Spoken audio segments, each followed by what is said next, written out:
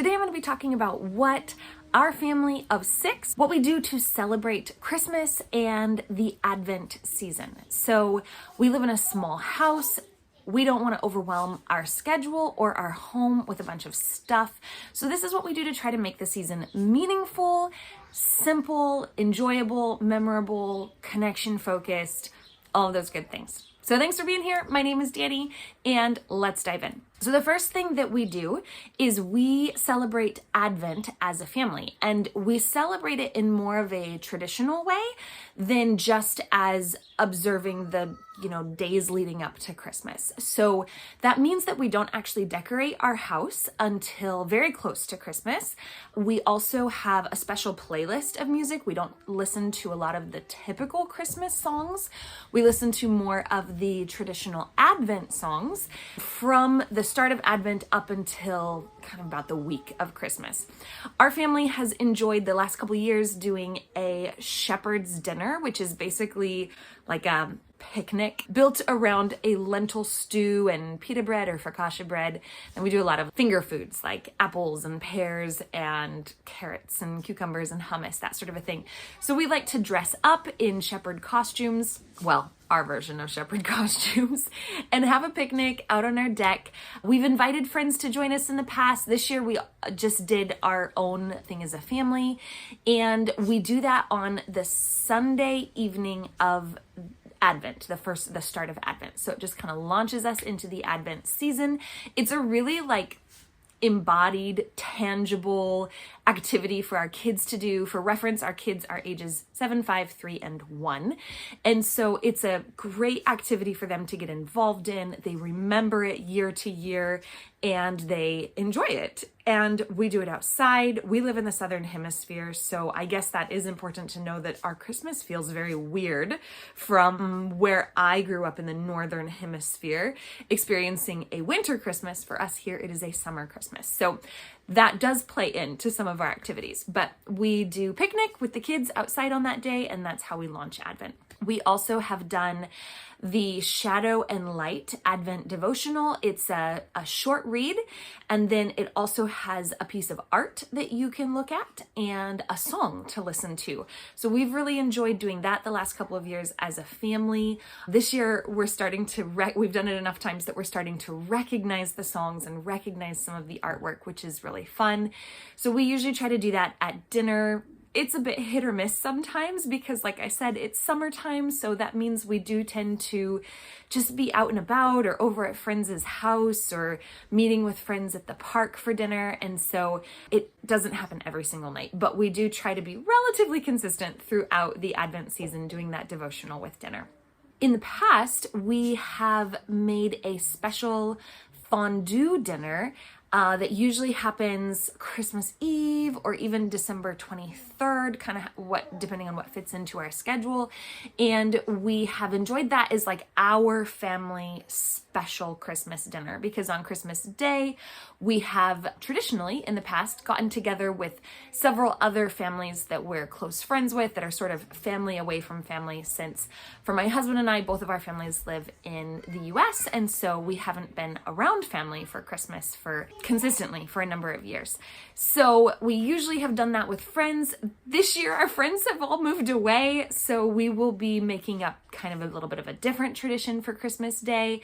Yet to be determined. We will probably find some friends to hang out with, but our Christmas Eve or the 2 days before Christmas Eve fondue dinner, we haven't quite decided if we'll do that before Christmas or because we're leaning a little bit heavier into the traditional Advent celebration, we might actually wait and do that during the 12 days of Christmas. So the 12 days starting with December 25th, leading to Epiphany, we might actually wait and do our kind of special fondue dinner during that time. Usually for us on Christmas morning, we have cinnamon rolls or some sort of a cinnamony, bready kind of deliciousness, cinnamon swirl bread, cinnamon focaccia bread, something like that. And we open the gifts that my husband and I have given to our kids. Our parents usually either give gifts or send a package or send some money to purchase gifts, just some small things. And we usually do that on the day after Christmas because that is Christmas Day in North America. Although it does kind of depend on what their schedule is, because then we like to be able to video chat with them so that they can be a part of the present opening. Something that we have traditionally done during the Advent season leading up to Christmas is we have a couple different family activities. So one of them is we usually go to some sort of a Christmas choir concert. Our city has an incredible city choir that we enjoy getting to go and listen to them sing. So that's something that we usually do sometime early to mid-December, and we enjoy that.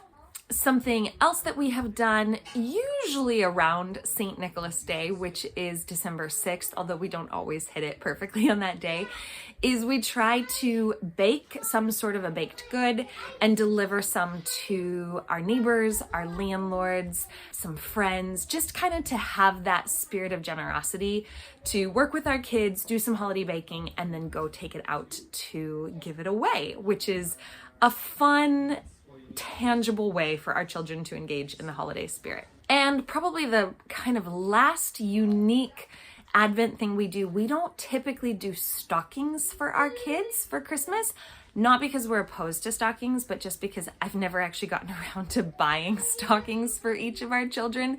And because we're minimalist, we don't usually do like a real tree. We have a felt tree that we hang on the wall and usually decorate on Christmas Eve or the day before Christmas. So we keep our decoration really, really minimal. And I just haven't wanted to buy and store large stockings every year because I feel like once you start doing stockings, it's really hard to stop. But what we do in lieu of stockings is we each have a sock that we hang near the wood stove we're not obviously burning the wood stove during the summer, but to hang there, and then we tuck little notes to each other into those socks. So as our kids were younger, my husband and I were often the scribes for our children, writing the notes, and we would do kind of a family note writing time a couple times during Advent. Now our kids are older, some of them are younger, but our two oldest are old enough to write their own notes, so they like to kind of sneak notes into everybody's socks. So that's just a fun thing to open up on Christmas morning. It kind of leads to that family connection. Words of affirmation, words of appreciation, gratitude, encouragement, all that kind of stuff. We're fans of that in our home. We try to get behind that. So we like to encourage our children to do that too. So Christmas Day will, like I said, usually be some sort of a special breakfast, maybe an egg bake to give us some protein to go with that. We'll do some gift opening. And then a lot of times the afternoon and into the evening has been spent with friends. And then on Boxing Day, the day after Christmas, we do kind of a second round of gift opening, this one from the grandparents, and video chat with them. And then we like to get outside and go for a hike. So we'll usually pack some sort of just a quick picnic lunch and go outside, or some years we go to the beach if we're not really feeling like a hike is the sort of thing we want to do. But we just love to get outside because the weather is so nice in December, and because we have been, feasting on Christmas foods and baked goods and stuff like that. It's nice to get out and kind of burn some of that energy off, get our kids out and enjoy nature. And I find that having a little bit of a break before we come back to the toys and the new gifts is helpful for just streamlining everybody's willingness to cooperate and play together and all of that kind of stuff. And then in the week kind of following Christmas, we haven't had any really strong 12 days of Christmas sort of traditions besides just that Boxing Day. So we'll kind of see what happens this year. We're thinking maybe we'll move that fondue dinner to sometime during that time. And that might be when we do some just memory-making family activities. So something that we have done in the past, sometimes we've done it before Christmas, sometimes we've done it after Christmas, is we drag everybody's mattresses out into the living room and we take whatever read aloud book that we've been reading, and we have just a big family sleepover in the living room, and we all stay up late and we read our read aloud book. One year we were reading The Wind in the Willows. That was really fun. Another year, I think we were reading a Millie Molly Mandy.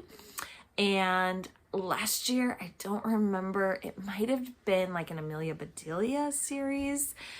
I can't remember for sure, but we basically just take whatever book we're reading and enjoying, and we just give ourselves permission to stay up late and read aloud to the kids. And we all enjoy kind of that cozy sort of sleepover vibe, and then waking up in the morning, and it's always a bit wild because the kids wake up and they're like jumping on the mattresses and stuff, but it's a really fun memory to kind of do, and it's special because it's during the Christmas season.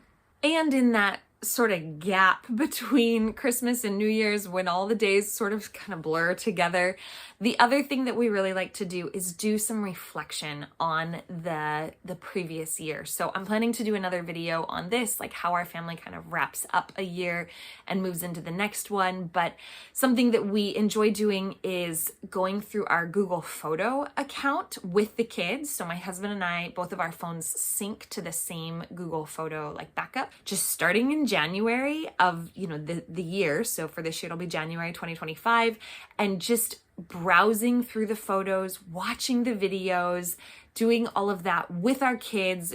We pop some popcorn. We call it like a family movie night. We sit on the couch and it usually takes us a couple nights because we don't want to necessarily be stuck to the screen for hours and hours, and our little ones get a bit impatient. But our older kids really enjoy getting to go through and kind of recap the year. And that gives us the opportunity to talk about things that came up during the year, talk about fun things that we did that we want to try to do again in the new year. Just that sort of a time as a family to kind of recap, which is special and is also, I feel like, helpful to incorporate into some of that Christmas, that gratitude, appreciation of the previous year. So that's what we do for Christmas. You will notice we don't do a big house decorating or tree decorating day. We do have our little felt tree. Like I said, we hang it on the wall. So we do that either the 23rd, the 24th. Sometimes we don't get it up until actually the 25th of December, but we don't do a big decorating. We don't decorate the outside of our house. We barely decorate the inside of our house. We do like to listen to a lot of Advent music. We do like to burn candles. Even though it's summertime, I like to find some candle that smells sort of Christmassy to me. So whether that is trees and pines and stuff like that, or Christmas baking that I like, or even just essential oils that are kind of a Christmassy vibe, something that brings the scent of Christmas into our home and the sound of Christmas into our home. So even though we don't have a lot of things that scream Christmas, it's fun to have some of those memory conjuring up kind of experiences in our home. And some other things you'll notice that we don't do is we don't do a big like go visit Santa. We don't go to a Christmas tree farm. We have done that in the past, and I would love to do that more in the future. But we have chosen to really try to keep the traditions that we do relatively home-oriented, relatively family-oriented. Not because there's anything wrong with anything else. It's just the season of life that we're in. We've always had naps to work around, or pregnancy and my energy is not super high, or just kind of those complexities of life with young kids. And so it really does work better for us to not have a bunch of traditions at this point that are go, being out and about, doing that kind of stuff. I love the idea of someday driving around and looking at Christmas lights with hot cocoa, but it is kind of a nightmare at this point to give a 7-year-old, a 5-year-old, a 3-year-old, and a 1-year-old cups of hot cocoa to drink in a car while you're driving around looking for Christmas lights. So that is something we will save for a couple years down the road. We also don't watch Christmas movies. I didn't grow up with the tradition of having certain Christmas movies that we watched, and I don't really know if my husband did or not, but we have just decided we're not really a high screen family. We very rarely watch movies together as a family. That's why looking through Google Photos is considered like a family movie night for our kids. We're not completely opposed to it. It's just not our preferred way to spend time together as a family. We really want our time to be built around connection and communication and not just like a passive consumption of media. Not that there's anything wrong with kicking back and enjoying a good, holiday movie. I am not judging you if your family does that. It's just not been something that we have chosen to incorporate into our family.